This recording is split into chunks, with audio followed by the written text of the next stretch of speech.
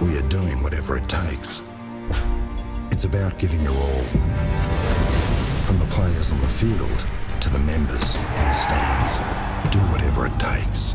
Call 1300 GO Bombers.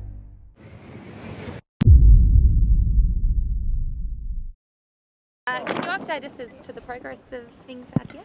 Going well, Sarah. Yeah, it's with the sun shining and the wind blowing, it's good weather for grass growing and pleasingly also for the physical construction behind us, both with the building and indoor hall. So we're pretty content with the program, and with a project of this scale there's always things that can go wrong, but so far we've been tracking pretty well. It is a bit behind schedule though, isn't it?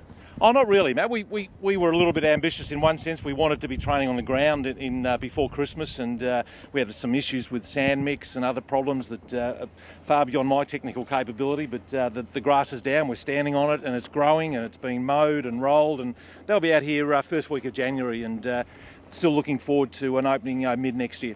What about the funding? How's that all looking? Look, I think in terms of those of you that have seen our annual report, in round numbers, Rowan, what we said was that a project cost was about 25 million. We've raised or had committed about 19 million. Yeah. And we've said from a debt perspective we were comfortable to take that debt on in the next year and then be able to repay that off over 2 or 3 years. One thing that's still very important is that the members and our supporters can play a part in helping us pay that down earlier. And next year we've set ourselves a goal to raise $2 million. So we're actually, if you like, now starting to count down rather than count up. And if the members to date have generated through our flight plan fundraising just over $800,000, and we'd like to see that grow again next year and help us really attack that 2 million target, which we've really broken down, as I say, for next year. Not a 50 year if you want. Mate, I'm happy to take your 50, and I'm happy for you as an Essendon man to be very generous in your support. Do you have to be wary though, Ian, about asking the supporters to dig too deep? They've obviously dug in already. A lot of them. Well, 3,000 have, to be honest, to be quite precise, across a membership base of 50,000, and we've got a database that goes much beyond that, Matt. So, look, we're very mindful and respectful of tough economic times. It's Christmas, but we're also mindful about sharing the excitement and vision for their football club. And anybody who comes out here, doesn't get impressed by what they see, I think it's being pretty miserable.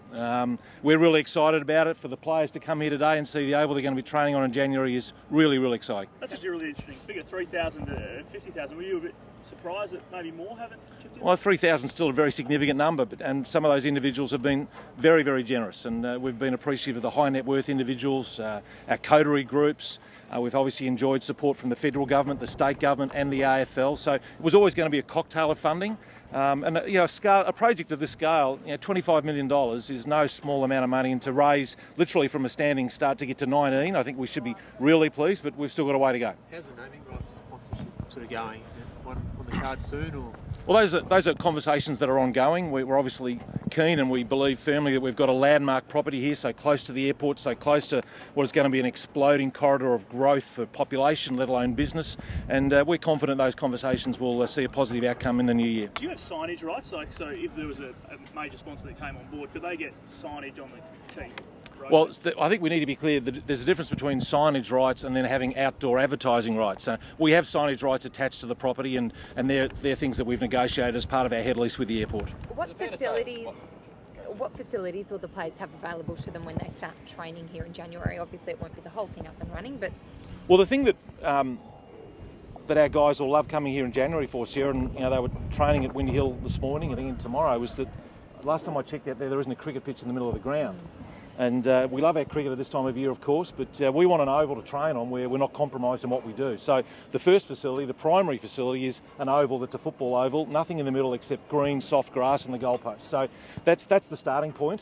And then beyond that, every time we bring people out here, the scale of the project is what strikes them. It's 100,000 square metres. Windy Hill is 40,000 square metres. So it's 2.5 times the size with the two ovals that are going to be at our disposal from the middle of next year. Fair to say that once the facility has been finished, it will be the best of any club in the AFL? We'll let you guys decide that. What we know is that, with all due respect to the beautiful oval and facility that is Windy Hill, and Ken Fraser's here with us today, one of our iconic legends of the past, it's no longer fit for purpose for modern AFL football. This will be fit for purpose. Others can decide whether it's the best. We know this is the solution that we needed. Just on Brendan, how's he settling in so far? Well, I think the really exciting thing was I was lucky enough to be with the group in Colorado for a week, and that was actually Brendan's first week. And the thought came to me after the first day, it would be fascinating to get a neutral observer to watch the group and work out who's the newbie, who's the outsider, because Brendan's, the way he seamlessly slipped into the group, I think if the fact that he knew guys like Stance and Job obviously helped, but he's been fantastic from day one, a real contributor, and we're just really excited that he can have a really good summer ahead of him and give something for our supporters to be really excited about in the new football season that starts very, very quickly. February 15 is not that far away. Has the training schedule changed much since you reviewed the soft tissue injury?